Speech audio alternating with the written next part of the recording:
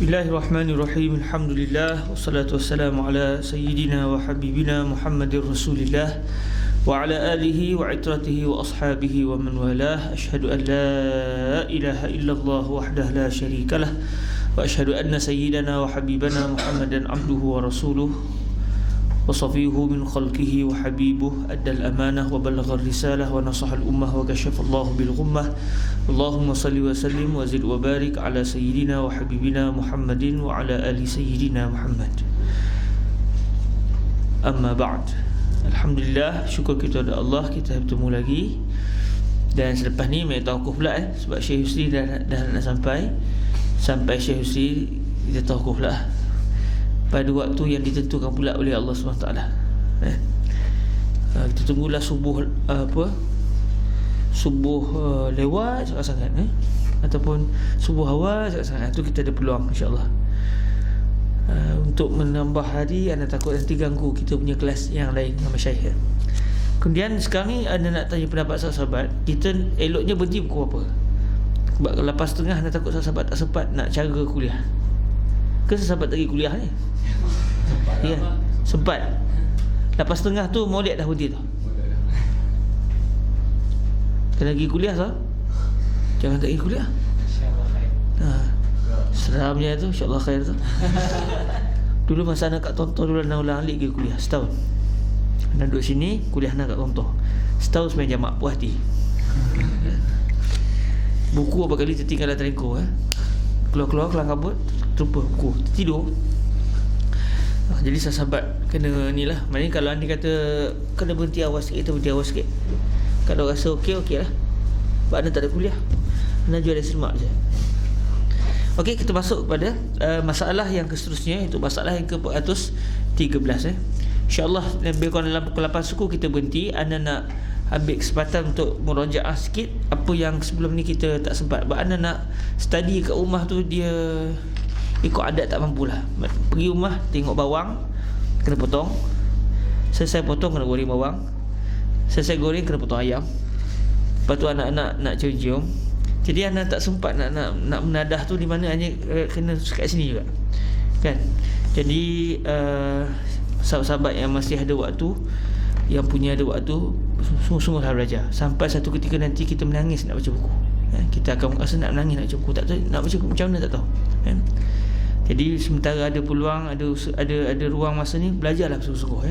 Menadah kitab sungguh-sungguh, sebab akan sampai masa dia mungkin kita akan kesibukan dengan tanggungjawab yang seterusnya sampai kita tak tahu nak buat macam mana.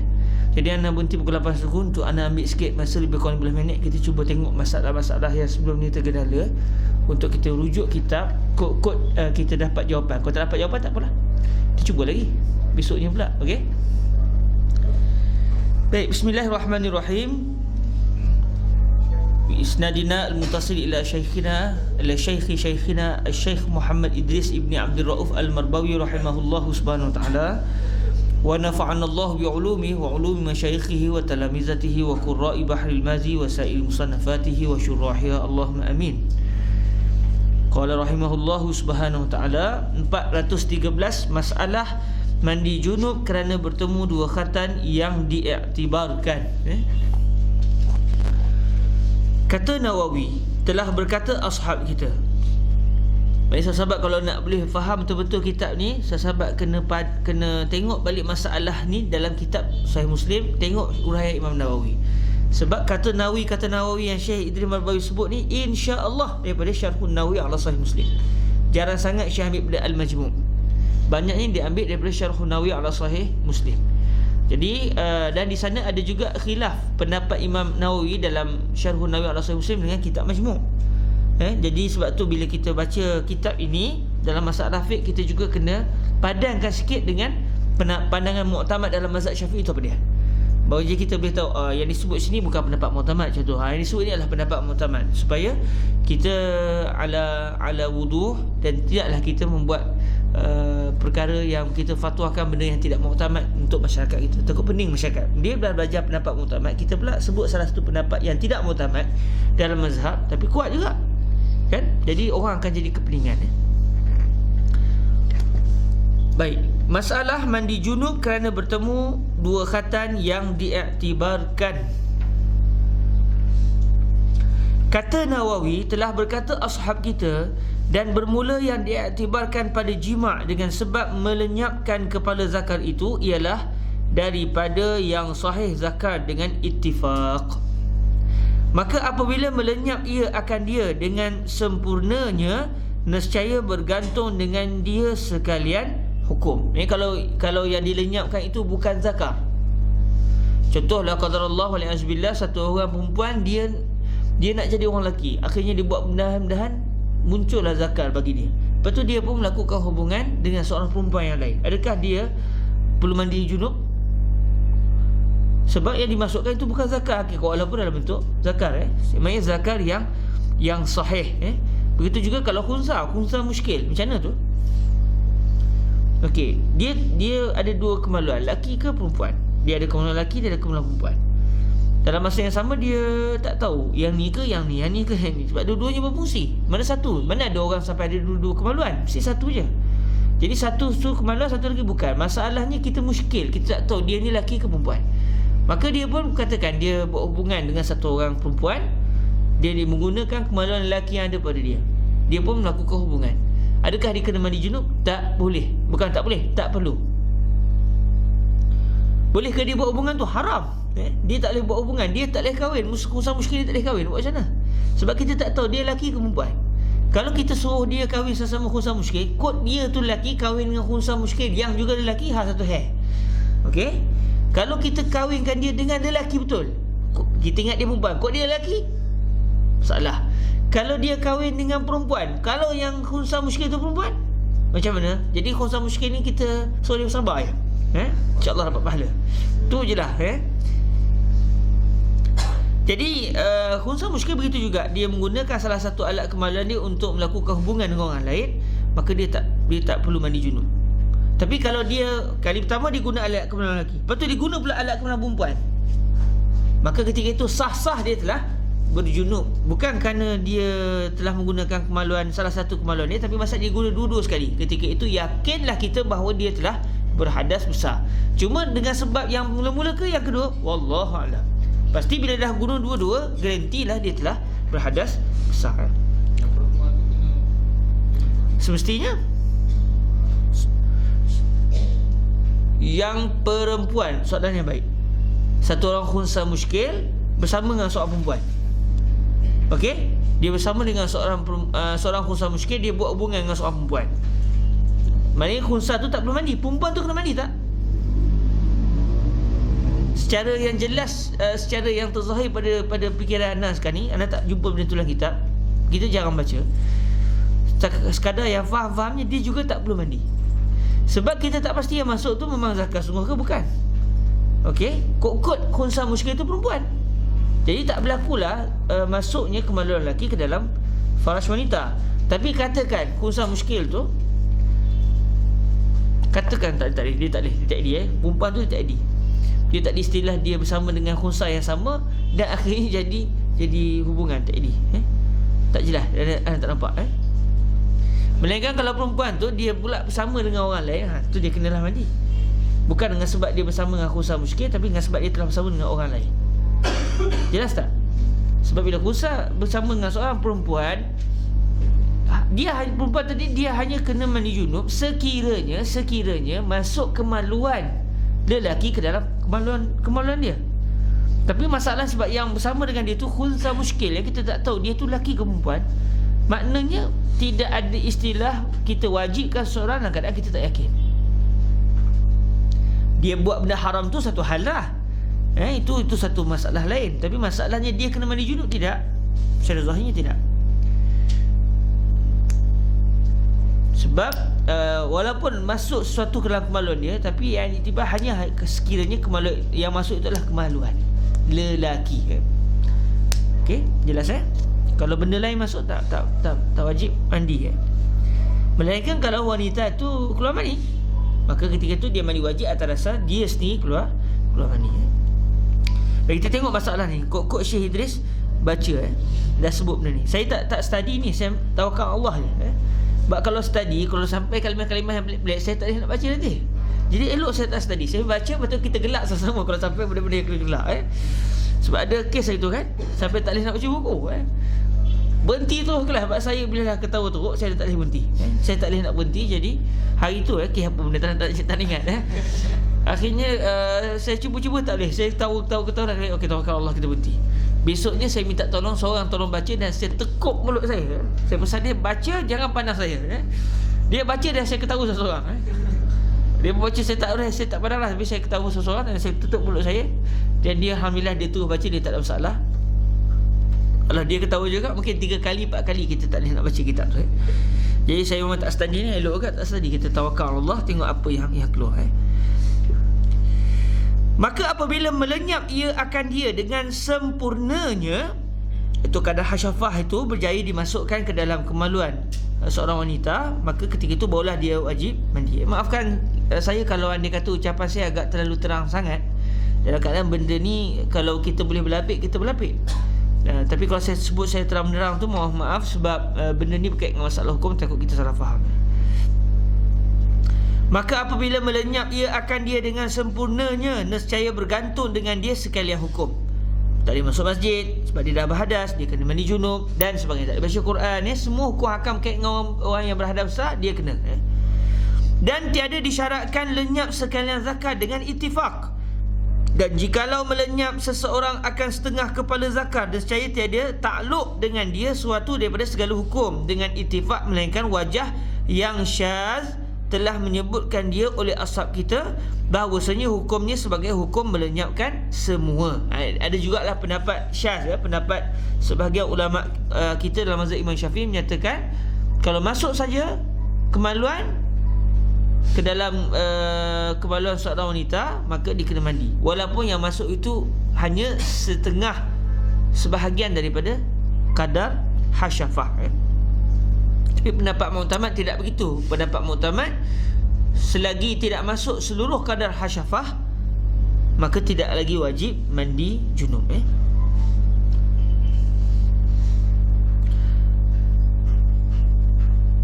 Maka wajah ini tiada betul dan tiada diakui orang dan ditinggalkan dia. Pendapat ni pendapat Syah, pendapat yang tidak iktibar.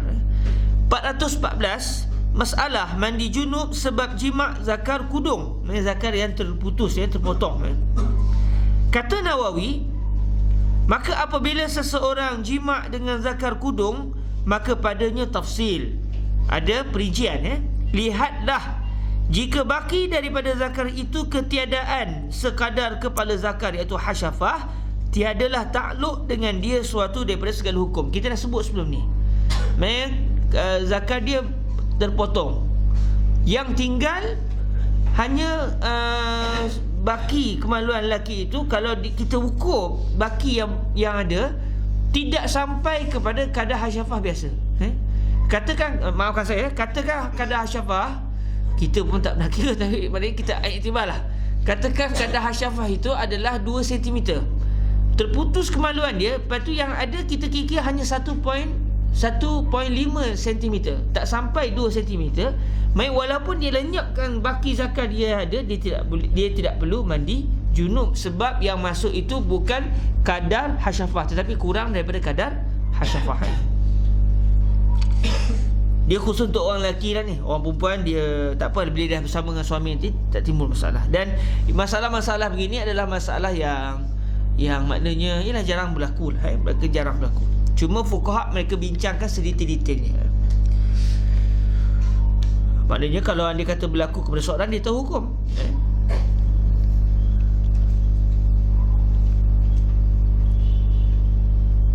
Lihatlah, jika baki daripada zakat itu ketiadaan sekadar kepala zakat, iaitu hasyafah, tiadalah takluk dengan dia suatu daripada segala hukum. Dan jika adalah yang tinggal itu kadar hasyafah, maka dikirakan dia. Yang zakat dia yang berbaki adalah cukup-cukup kadar hasyafah. Jadi dia hanya akan perlu mandi junub sekiranya dia melenyapkan semua zakat yang dia ada. Sebab zakat dia memang cukup-cukup kadar hasyafah saja. Katakan kadar hasyafah dan lebih. Maknanya kalau dia bersama dengan isteri, kalau yang lenyap dalam kemaluan isteri itu adalah hasyafah, kadar hasyafah, maknanya dia sudah mesti mandi junub. Jelas.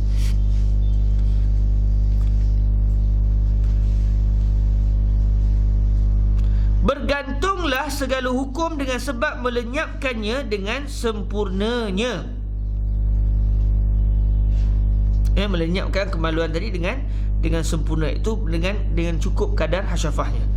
Dan jika ada ia yang lebih atas kadar hasyafah, maka padanya dua wajah yang masyhur bagi ashab kita. Bermula yang lebih asahnya bahawasanya segala hukum takluk ia dengan kadar hasyafah daripadanya.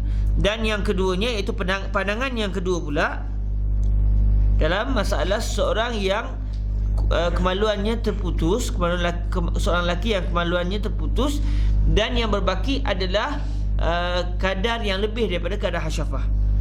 Ini pendapat yang kedua. Dan yang keduanya, tiada takluk suatu daripada segala hukum melenyapkan sekalian yang baki. Wallahu a'lam.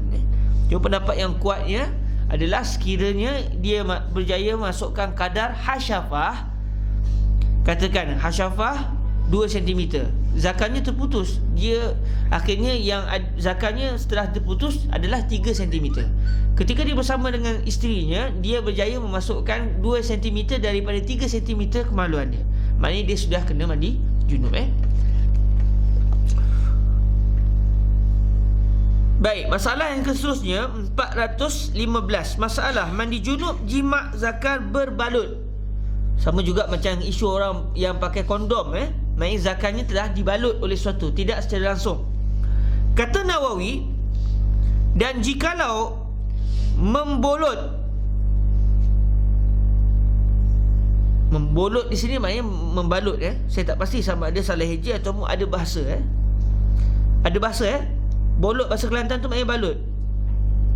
Bolot serius.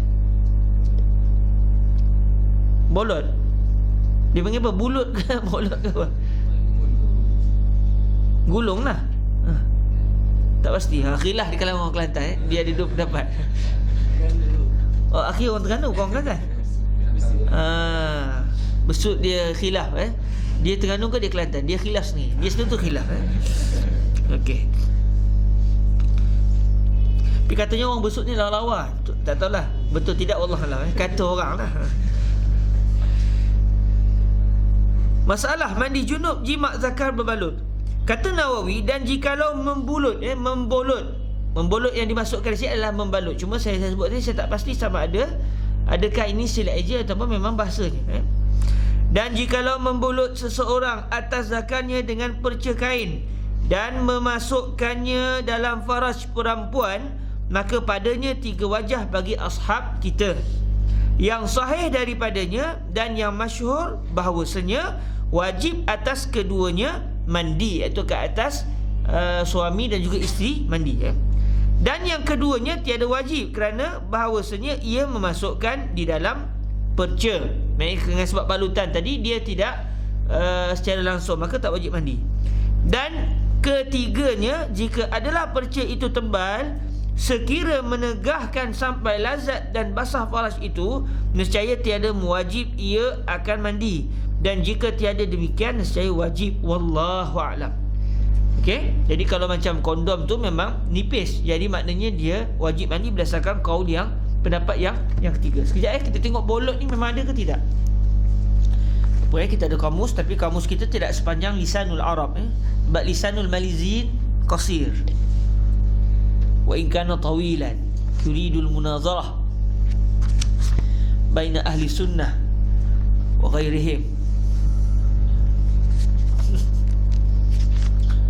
Balut dia sama ada bolot atau bulut ataupun bolut ataupun dia kebetulan macam tu ya.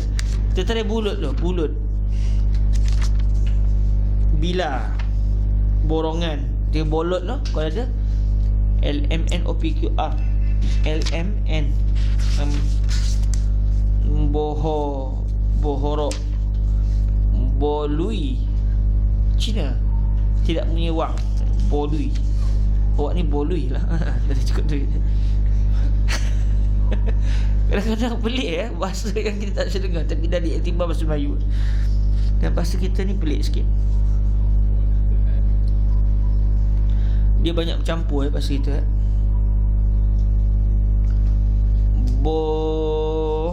bolong tembus Sunda bolong tu hantu tembus lah.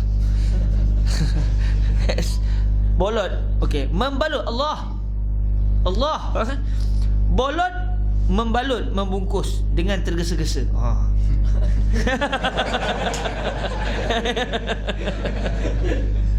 Badan dan kepala mereka dibolotnya dengan daun ribu-ribu. Sudah ada daun ribu-ribu daun ribu-ribu saya boleh tengok. Orang panggil daun duit kot, daun ribu-ribu tu. Yang dia menjala tu memenangi, menggondol, ya, bolot, membolot hadiah Okey, main bolot boleh tulis bahasa dia membolot. Jikalau membolot, bolot adalah balut dengan tergesa-gesa. Itu yang diiktibar sinilah oleh kamu dewan. Yang penting balut lah penting balut. Okey, selesai. Kita masuk pada masalah yang seterusnya. 416, masalah mandi junubkah jima' zakar binatang. Kadang-kadang ada masalah kera kadang-kadang lah kita biasa dengar di surat khabar dan sebagainya, kera masuk, lepas tu kera tu dia buat dengan manusia. Jadi adakah si perempuan tu kena mandi junub? Masalah mandi junubkah jima' zakar binatang? Kata Nawawi, dan jikalau memasuk perempuan akan zakar binatang ke dalam farajnya, nescaya wajib atasnya mandi junub. Wajib atasnya mandi junub. Dan jikalau memasuk ia akan zakar laki-laki yang telah dibuang, maka ada padanya dua wajah. Yang asah daripada keduanya wajib atasnya oleh mandi. Wallahu a'lam. Jadi kalau di sini, kalau di sini maknanya binatang itu zakarnya itu dinamakan juga zakar. Beza dengan khunsa muskil. Itu zakar ke tidak? Itu yang menyebabkan tak ada istilah mandi kalau seorang perempuan bersama dengan khunsa muskil, dan khunsa muskil itu menggunakan kemaluan lelaki yang zahir. Adapun binatang tu memang dia punya kemaluan, memasukkan kemaluan. Jadi oleh kerana kemaluan itu telah masuk walaupun ia kemaluan binatang, maka wajiblah wanita tadi mandi. Dan masalah kedua yang dibawa di sini adalah wanita dia berjalan-jalan, dia tengok ada zakar. Ni contohlah dia pun ambil zakat tu dan dimasukkan kemaluan. Ni perbuatan ni semua jadi haram, ini segi hukumnya haram.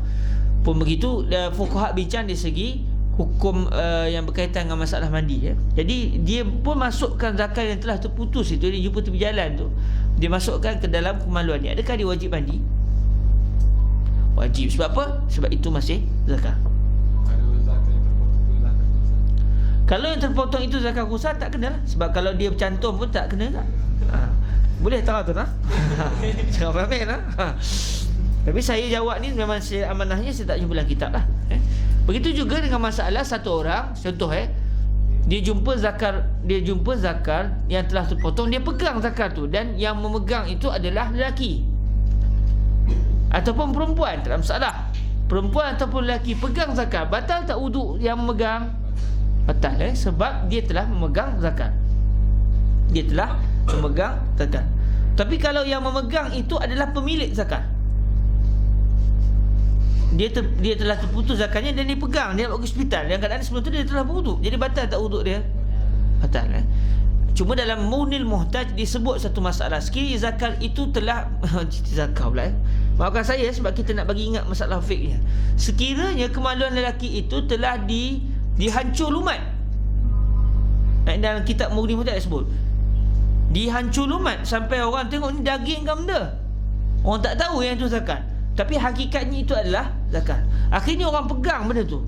Adakah batal wuduk atau tidak? Tidak, kerana ketika itu walau hakikat yang dipegang adalah zakat, tetapi oleh kerana dia sudah hilang rupa bentuknya, maka ia tidak dinamakan lagi zakat walaupun hakikatnya ialah zakat. Itu antara perincian disebut oleh fuqaha. Berapa lama, bila benda tu berlaku? Sepanjang kita hidup di atas dunia ni lah, dah dengar ke cerita-cerita ni? Tak ada kan? Adalah sekali dua kita dengar kadang-kadang berlaku suami isteri marah-marah apa semua, jadi berlaku kadang kes bini. Tapi maknanya ini masalah yang sangat terpencil. Tapi fuqaha tetap juga membincangkan atas dasar malakah fiqhiyah. Hak ni haji suruh tanya. Muka macam Ustaz Nazrul. Silakan. Kalau kemaluan tu dah hancur, tapi orang apa tu zakat. Ya, tetap begitu juga. Sebab dia walaupun kita tahu hakikatnya zakat, tapi dia sudah tiada lagi bentuknya zakat.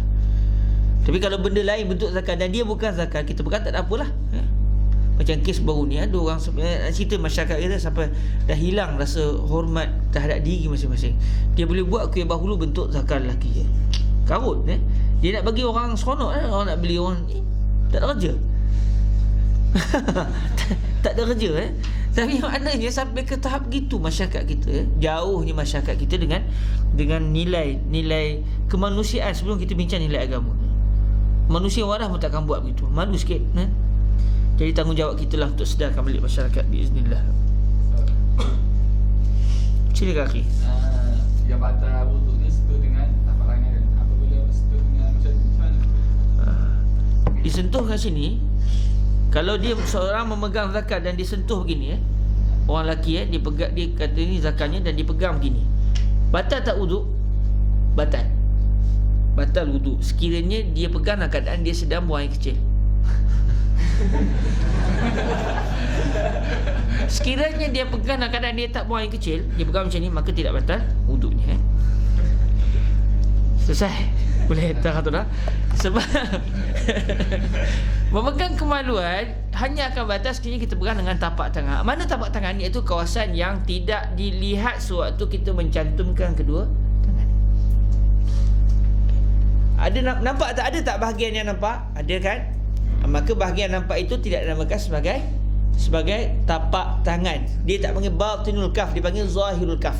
Yang tak nampak apa? Ni. Yang ni, yang kawasan ni, yang tertutup sewaktu kita melekatkan tangan. Okey. Jadi maknanya ujung jari ni pegang tak batal. Pegang sini tak batal.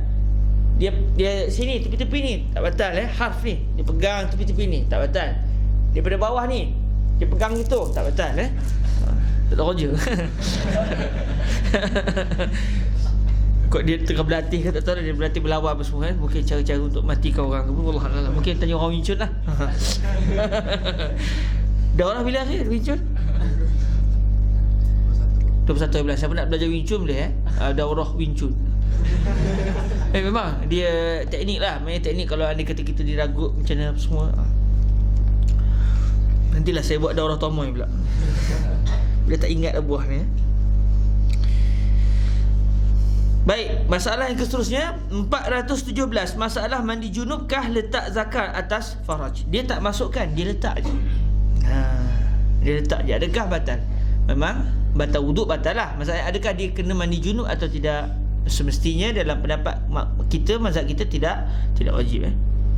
Kata Nawawi, telah berkata ulama, tiada dikehendaki hakikat bertemu dua khatan itu, yakni pertemukan sungguhnya. Sebab walaupun Nabi sebut izal taqal khitanan faqad wajabal ghusl, bila bertemu dua khitan itu kawasan yang dihatan. Orang perempuan dia ada kawasan khatan dia, orang lelaki dia ada kawasan khatan dia. Kalau disentuh dua kawasan itu, adakah kena mandi junub? Tak. Sebab walaupun disebut pertemuan dua khatan, tapi hakikatnya bukan sekadar pertemuan, tapi dengan maksud persetubuhannya. Kata Nawawi, telah berkata ulama, tiada dikehendaki hakikat bertemu dua khatan itu, yakni pertemukan sungguhnya, kerana khatan perempuan itu sebelah atas farajnya, dan apabila masuk zakar di dalam faraj, tiada menyentuhkan dia. Ni orang kahwin dia akan faham. Orang tak kahwin macam mana tak nak bincang. Bahkan makna bertemu, yakni melenyapkan zakar ke dalam faraj. Ini makna pertemuan dua khatan yang dimaksudkan oleh baginda Rasulullah sallallahu alaihi wasallam. Dengan kerana itulah ijma' ulama atas bahawasanya jikalau meletak seorang laki-laki akan zakarnya di atas khatan, iaitu di atas kawasan yang telah dipotong sewaktu wanita itu kecil dahulu, kawasan khatan perempuan, bahawasanya jikalau meletak seorang laki-laki akan zakarnya di atas khatan perempuan dan tiada memasukkan dia, nescaya tiada wajib mandi atasnya dan atas perempuan. Lelaki pun tak wajib mandi, perempuan juga wajib mandi sebab tak berlaku persetubuhan. Maka menunjuklah atas kehendak sentuh dan bertemu, yakni berbetulan antara khatan laki-laki dan perempuan pada waktu masuknya. Baik, alhamdulillah selesai masalah ni. Kita masuk pada bab yang seterusnya, babu majaa annal ma'a minal ma'. Hadis ini adalah zahir menunjukkan sekiranya seseorang itu melakukan hubungan suami isteri walaupun telah berlaku, maknanya masuk kemaluan ke dalam kemaluan, tetapi kalau tak keluar air mani maka tak wajib mandi berdasarkan zahir hadis ini. Dan hadis ini telah mansukh hukumnya, ataupun boleh difahami dengan makna yang lain. Hadis yang ke-93 bi isnadina ila sayyidina Syekh Muhammad Idris wa minhu ila sayyidina al-Imam at-Tirmizi wa minhu ila sayyidina Ubay ibn Ka'b an Ubay ibn Ka'b radhiyallahu ta'ala anhu qala innama kana al-ma'u min al-ma' rukhsatan fi awwal al-Islam thumma nuhiya anha hasanun sahih. Daripada Ubay bin Ka'b radhiyallahu ta'ala anhu katanya, hanya saja adalah air daripada air itu ialah izin pada awal Islam, kemudian ditegahkan daripadanya. Air daripada air maksudnya apa? Bila seseorang itu keluar air mani, dia hendaklah mandi. Tak keluar air mani, walaupun dia bersama dengan isteri, walaupun dia telah melenyapkan kemaluannya, tak kena mandi. Ini rukhsah pada awal Islam, pada awal zaman-zaman Islam. Kemudian hukum ini telah dimansuhkan. Maknanya kalau berlaku je persetubuhan walau tak keluar air mani, tetap kena mandi junub. Babu majaa annal ma'a minal ma'. 418, bab yang telah datang ia bahawasanya air itu daripada air, yakni mandi junub itu dari sebab turun mani. Iaitu turun mani maknanya keluar mani. Ketahuilah kiranya ya saudaraku, sebenarnya telah dikeluarkan oleh Tirmizi akan hadis yang menunjukkan atas bahawasanya seorang yang jima itu tiada mandi junubnya melainkan keluar mani. Demikianlah pada awal-awal Islam, itu pada awal zaman Islam. Kemudian dinasahkan dia. Dengarlah hadisnya. An Ubay bin Ka'b radhiyallahu ta'ala anhu qala innama kana al-ma'u minal ma'i rukhsatan fi awwalil Islam summa nuhiya anha. Diriwayatkan daripada Ubay bin Ka'b radhiyallahu anhu katanya, hanya saja adalah mandi junub dari sebab keluar air mani itu ialah izin pada awal Islam, kemudian ditegahkan daripadanya. Maknanya dah tak boleh tak mandi, mesti mandi. Bila masuk saja kemaluan ke dalam kemaluan, maka hendaklah seseorang itu mandi walau tidak keluar air mani. Yakni tiadalah dibenarkan demikian, bahkan apabila masuk sahaja kepala zakar ke dalam faraj, maka wajiblah mandi atas keduanya, iaitu atas suami dan juga isteri. Saya sebut suami dan isteri itu alal ghalib dan berdasarkan hukum syaraknya. Walaupun mungkin satu orang tu dia berzina wali'azubillah dan dia bukan suami isteri, jadi kalau orang berzina tetap dia kena mandi junub. Maka dengan hadis ini dapatlah kita akan maksudnya bahawasanya sebelum lagi ditegahkan, maka apabila seseorang itu memasukkan zakar ke dalam faraj dengan tiada keluar mani, tiada wajib mandi, hanya basuh saja zakarnya kemudian mengambil air sembahyang. Ini pada awal Islam, tapi hukumnya telah dinasahkan. Kata Abu Isa, bermula hadis Ubay bin Ka'b ini ialah hadis hasan lagi sahih. 419, masalah mandi junub tiada keluar mani.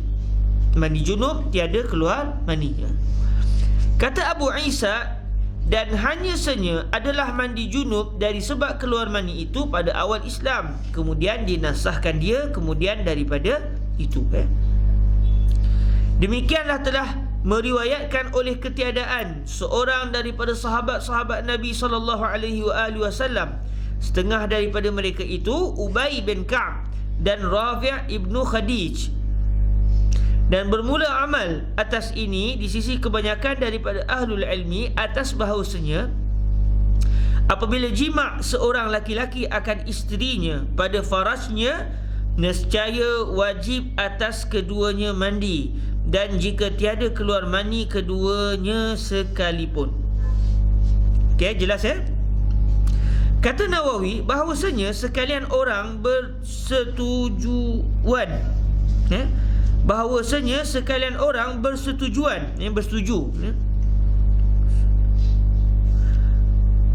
bahawasanya sekalian orang bersetujuan semuanya sekarang mengatakan wajib mandi dengan sebab jima' dan jika tiada keluar mani sekalipun, dan mengatakan wajib mandi dengan sebab keluar mani walau kana tiada jima'. Subhanallah, digunakan istilah walau kan. Tu kalau orang tak belajar bahasa Arab jenuh tu. Walau kan. Adalah pada awalnya ada satu jamaah daripada sahabat mengatakan tiada wajib mandi bagi orang jima' itu melainkan apabila keluar mani. Kemudian rujuk setengah daripadanya mengatakan wajib mandi jikalau tiada keluar mani sekalipun. Dan tersimpul ijma' kemudian daripada itu segala yang lain. Maka panjang lagi bicara ini di dalam syarah Muslim bahawasanya Imam Nawawi menerangkan perkara ini. Jadi di kalangan para sahabat ada yang pada awalnya begitulah, sebab itulah hadis yang famous pada mereka awal. Tapi akhirnya hukum itu dinasahkan. Dan ada para sahabat yang berterusan mengatakan pandangan itu kerana mereka tidak mendengar hukum hadis baru yang menasahkan. Namun setelah mereka dah tahu ada hadis yang menasahkan, mereka akan tidak lagi berpegang dengan pandangan lama.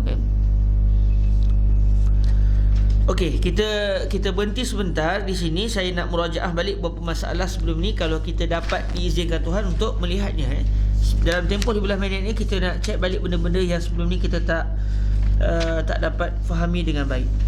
Kalau jumpalah sebab masalahnya kita kena agak-agak bahasa Arabnya apa dan kita cuba cari dalam kitab ada ke tidak. Okey, kita try dulu hari ni 100 muka 150 iaitu kalimah berjibah tu. Saya dah pening kepala betul. Apa dia berjibah ni?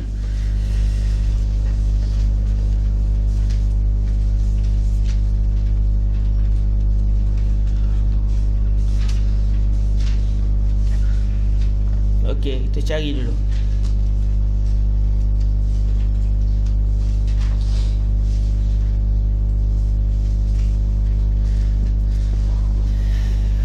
Syarh Nawawi ala Sahih Muslim.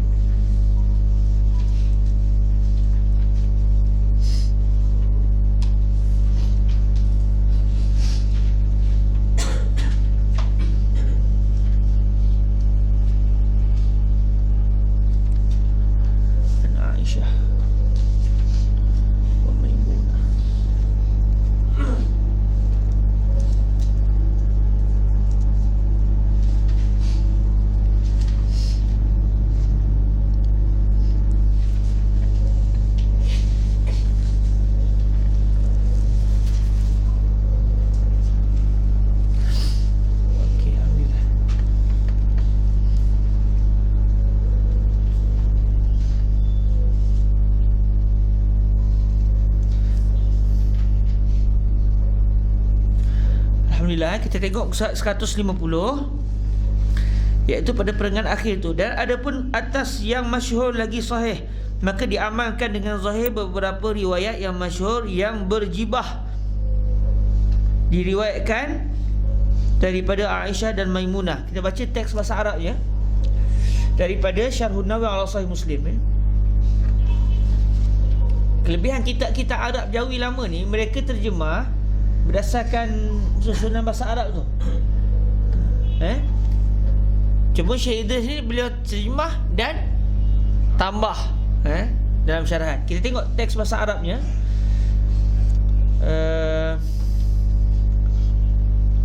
Wal Syafi'i radhiyallahu anhu qawlan asahuma wa ashhuruma wal mukhtar minhuma annahu yukammilu wudu'ahu bi ghasli al-qadamain والثاني أنه يؤخر غسل القدمين فعلى القول الضعيف يتأول روايات عائشة وأكثر روايات ميمونة على أن المراد بوضوء صلاة أكثره وهو ما سوى الرجلين كما بينته ميمونة في رواية البخاري فهذه الرواية صريحة وتلك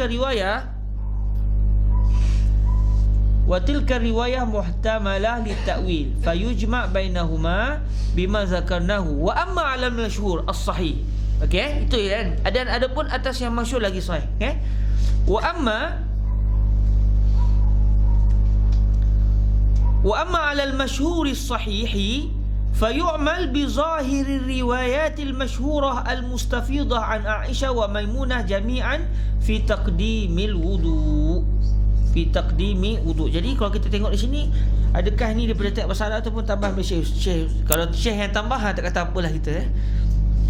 Dan ada pun atas yang masyhur lagi sahih. Wa amma 'ala al-masyhur sahih. Okey, fayu'mal bi zahir riwayat. Maka diamalkan dengan zahir beberapa riwayat al-masyhurah, yang masyhur, al-mustafidah.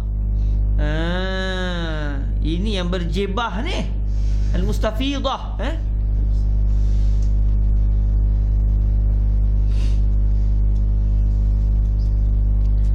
Tapi tak faham juga berjebah. Mustafidah ni, mustafidah ni maknanya yang apa, yang tersebar luas. Mustafidah, hadza amrun mustafid, yang masyhur dan tersebar luas.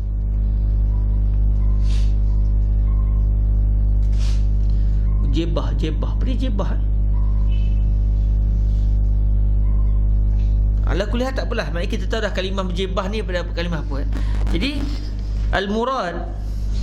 al-murad bi berjebah huwa al-mustafidah. Ni katanya orang Kuala Kangsar lah ni. Huwa al-mustafidah. Mustafidah. Mustafidah maknanya tersebar luas, dia benda yang jadi masyhur sangat-sangat. Mustafidah. Berhibah. Ya, kemungkinan juga tu. Berhibah, cuma syekh je dengan hebahan kan. Yang berhibah, mungkin ala sawab maknanya bukan berjibah, berhibah. Cuma yang bertitik tu sepatutnya tak ada titik. Wallahualam, mungkin. Ala kulliah kita kena rujuk balik orang Kuala Kangsar. Ya akhi? Itu kawan anak dia tanya pakcik dia orang Sungkeh. Okey, orang Perak lah, orang Sungkeh. Dia tanya pasal berjibah ni. Dia kaitkan berjibah ni maksudnya berlebihan. Udah betul pula jebah, memang sebenarnya jebah. Berlebihan. Sama lah maknanya al-mustafidah. Maknanya akhir punya takwil tu boleh juga, tapi takwil ba'id. Jadi takwil yang lebih sahih adalah daripada apa yang disebut oleh akhir kita. Akhir dia macam apa? Orang mana? Orang Selangor. Orang Kelantan. Tak bunyi Kelantan tu menyembunyikan kelantanannya. Alhamdulillah, selesai tu masalah. Jebah, bagi jebah.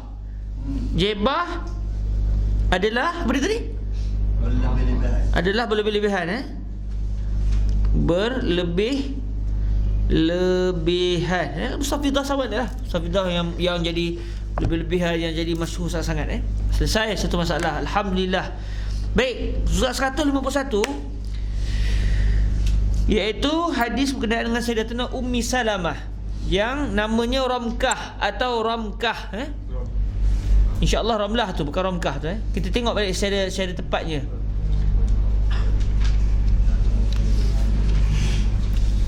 Pusat 151. Kita tahqiq, siap-siap lah sambil mengaji, kita tahqiq terus. Nak tunggu orang tahqiq, tak tahqiq. Ummi Salamah, iaitu pada masa 398. Nama batang tubuhnya Hind atau Ramkah. Kita tengok sesungguh.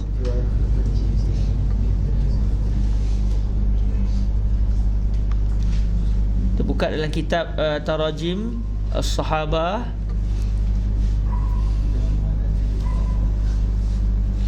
Siapa ada duit lebih boleh beli program yang saya beli ni. Dia macam Maktab Syamilah tapi lebih dahsyat daripada Maktab Syamilah. Laju, banyak, cepat, banyak kita tasawuf semua ada. Dia dapat mencari dengan cepat. Untuk orang yang malas macam saya, cepatlah. Tujad nataij. Betul?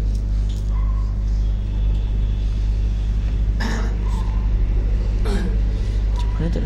Sekejap saya buka kitab lain. Kita buka kitab apa yang cerita pasal sahabat? Hayatus Sahabah. Selain daripada tu, kitab yang tamu hadis ni lah. Tahzib antaranya. Tahzib. Karangan siapa Tahzib? Siapa karang Tahzibut Tahzib? Tahzibut Tahzib dikarang oleh seorang ulama besar yang makamnya ada di belakang makam Al-Imam Asy-Syafi'i, belakang sikit. Siapa tu La hijrata ba'da al-fathi walakin jihadu wa niyah. Siapa ya? Ibn Hajar Al-Asqalani. Ummu Salamah.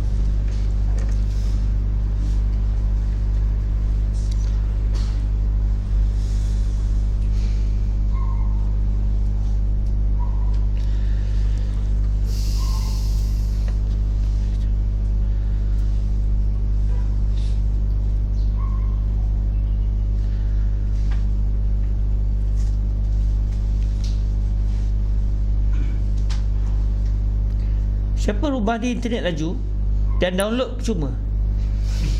Yang saya bila nak minta download cuma. Ada tak rumah yang style gitu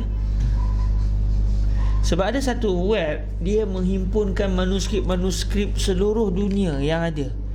Dia cuba kumpulkan sebanyak mungkin. Dan benda tu sangat-sangat merisaukan kalau dia tutup nanti. Dulu Universiti Azhar, dia ada satu web, iaitu siapa nak download manuskrip yang ada dalam Maktabah Al-Azhar.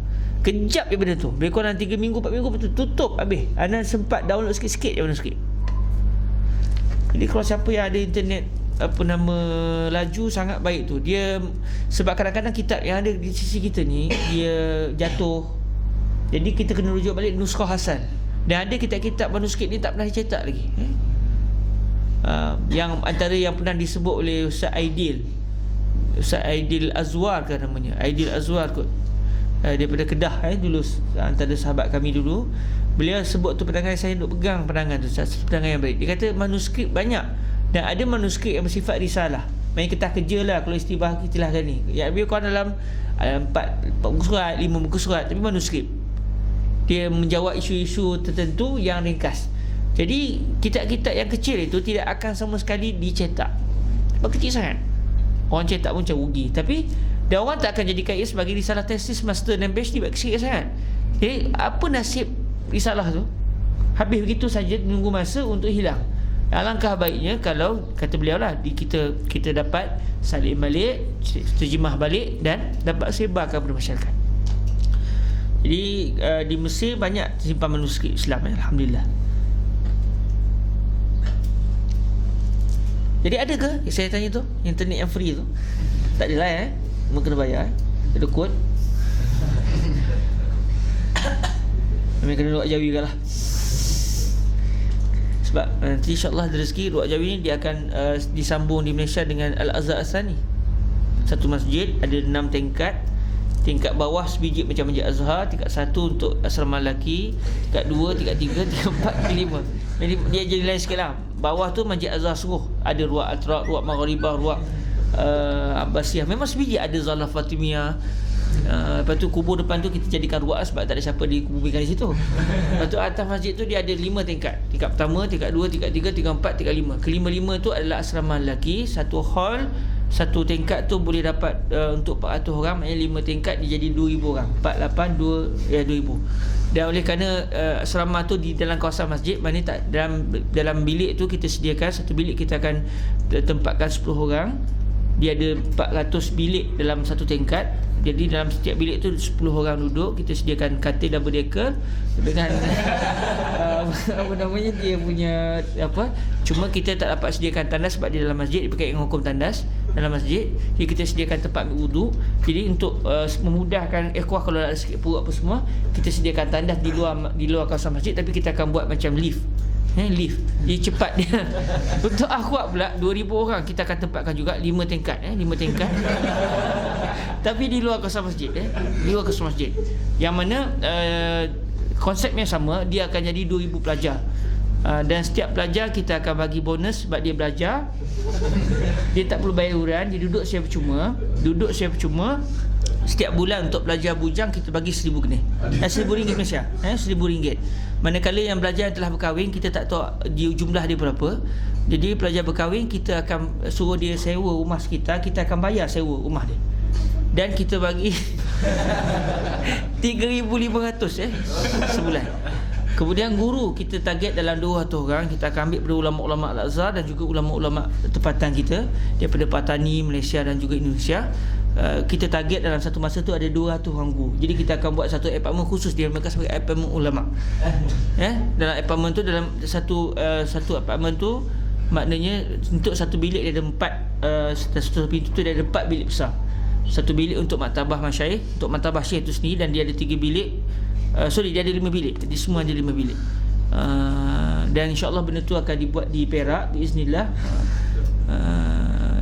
Lepas tu sebab akhwat kadang-kadang nak belajar dalam masjid, tapi masalahnya mungkin dia datang uzur, jadi kita akan buat satu dewan khusus, dewan puteri kita panggil kan, supaya dia orang dapat ikut kelas daripada dalam masjid direct secara langsung, sebab dia nak masuk masjid tapi dia tak ada hukum masjid. Dan kita akan buat dewan makan.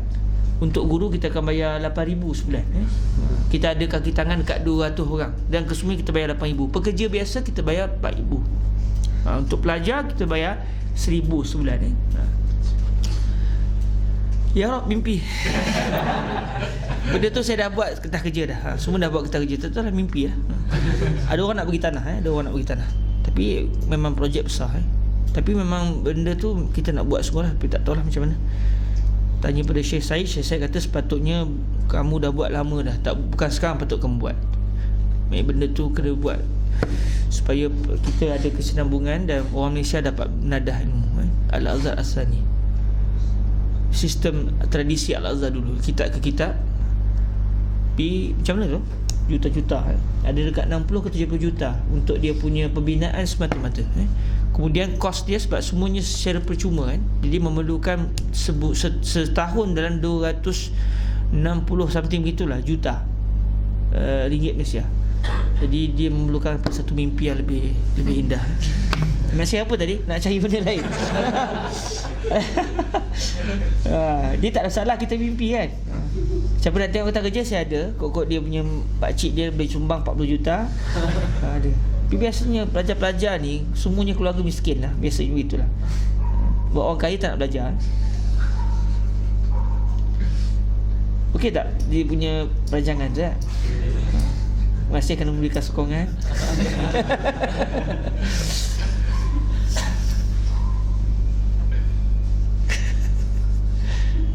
Mimpi memang tu ada orang nak bagi tanah lebih kurang 5.5 ekar. Ada orang nak bagi tanah dan dia nak bagi secara wakaf. Cuma itulah kos nak membina masjid itu dengan konsep itu memang memakan jutaan.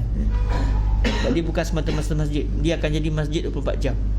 Kelas akan dibuka daripada pagi, dan dia sebiji macam kelas menadah kitab di Masjid Al-Azhar, di Madhiyafah apa semua. Itu mimpi saya lah tu. Wallahualam, Allah zahirkan ke tidak tu serah ke Tuhan lah. Tapi kalau dapat alhamdulillah, kalau tak dapat alhamdulillah. Kawan-kawan kita telah membawa idea itu.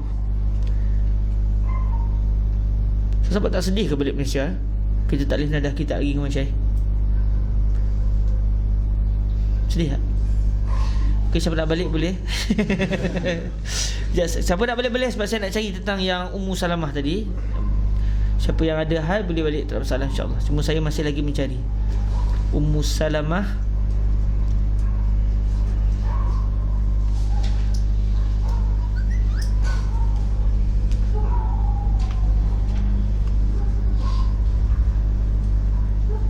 Oh, ada Kitabun Nisa.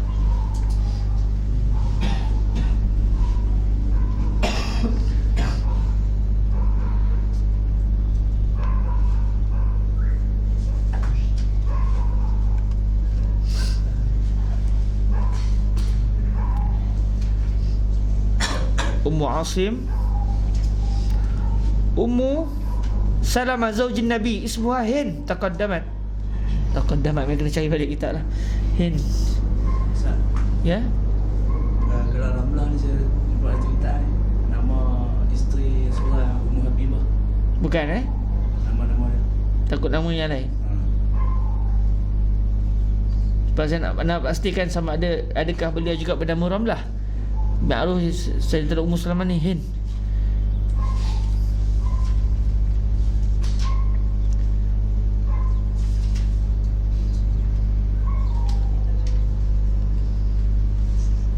Mim nun ha waw. Mim nun Nu'ain.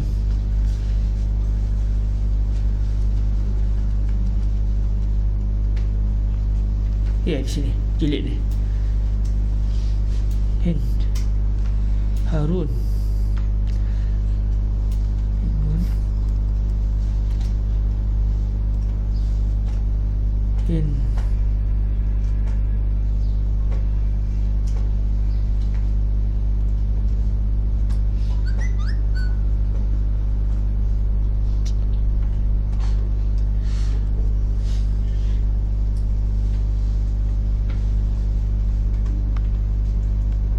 Siapa yang nak pulang boleh tak ada masalah Kau ada kelas ke memang sahabat tak pergi kelas ni? Hati-hati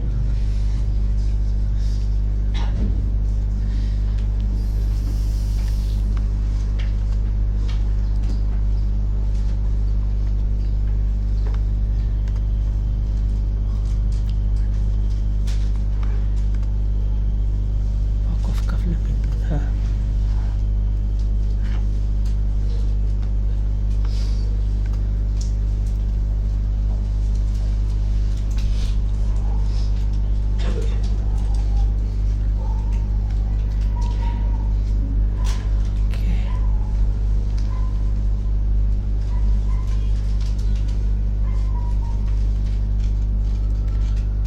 Hind Ibnu Abi Umayyah kan? Betul lah. Ibnu Abi Umayyah Huzaifah Musalamah Zaujin Nabi SAW.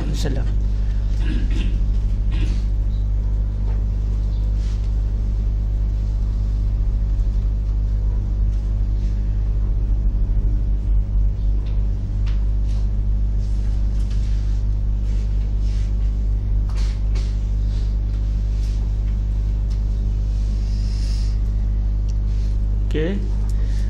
Katanya Imam Al-Mizzi dalam Tahzibul Kamal, Hind bintu Abi Umayyah wasmuhu Huzaifah. Ismu ayahnya adalah Huzaifah. Wa yuqal Suhail ibn al-Mughirah ibn Abdullah ibn Umar ibn Makhzum. Ummu Salamah Al-Qurashiyah Al-Makhzumiyah Zawjun Nabi. Tazawwajaha Rasulullah SAW fi Syawal sanatain minal hijrah. Dia tak disebutkan nama betulnya. Kok ada lepas ni. Tufiat fi Syawal sanata 59 wa salla alaiha Abu Hurairah.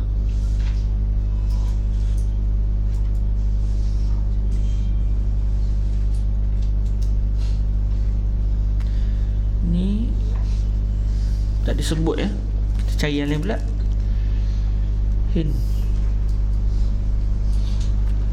Ramkah memang kok ada nama orang Arab Ramkah tengok je lah. Ramkah.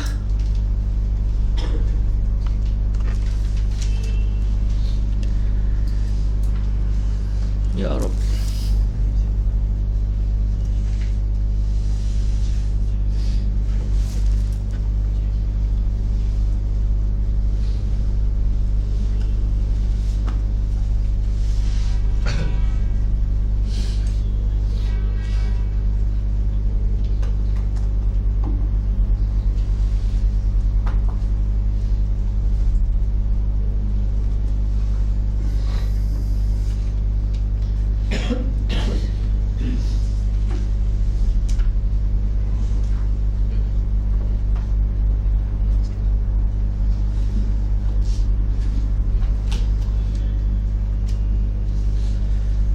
Ya Allah.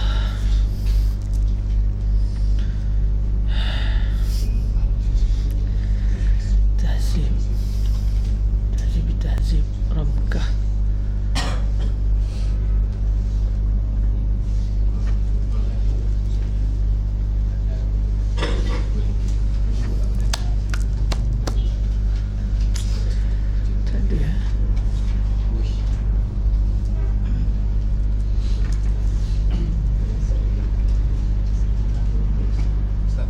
saya.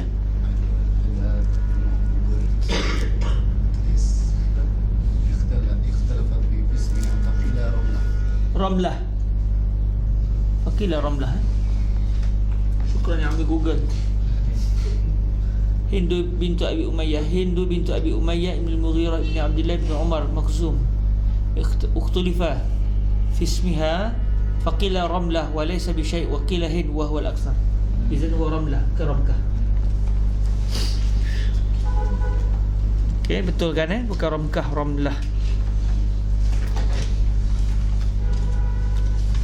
Penting internet bagi pelajar sebenarnya, cepat dia mencepatkan. Walaupun bukanlah Google tu syekhuna, wa huwa alatuna.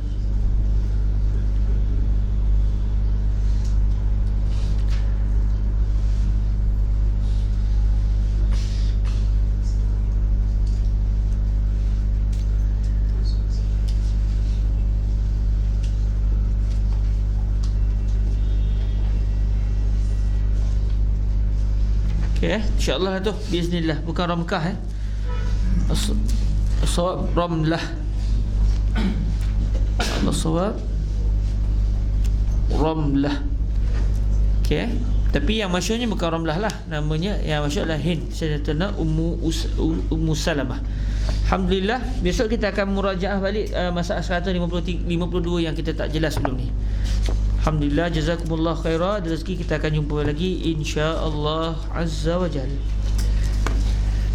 Allahumma salli afdala salatin ala as'adi makhluqatika sayyidina Muhammadin wa ala alihi wa sahbihi wa sallim adada ma'lumatika wa midada kalimatika kullama zakaraka dzakiruna wa ghafala an dzikrihil ghafil. اللهم صل أفضل صلاة على أسعد مخلوقاتك سيدنا محمد وعلى آله وصحبه وسلم عدد معلوماتك ومداد كلماتك ذاكرون وغفل عن ذكره الغافلون. اللهم صل أفضل صلاة على أسعد مخلوقاتك سيدنا محمد وعلى آله وصحبه وسلم عدد معلوماتك ومداد كلماتك كلما ذكرك الذاكرون وغفل عن ذكره الغافلون.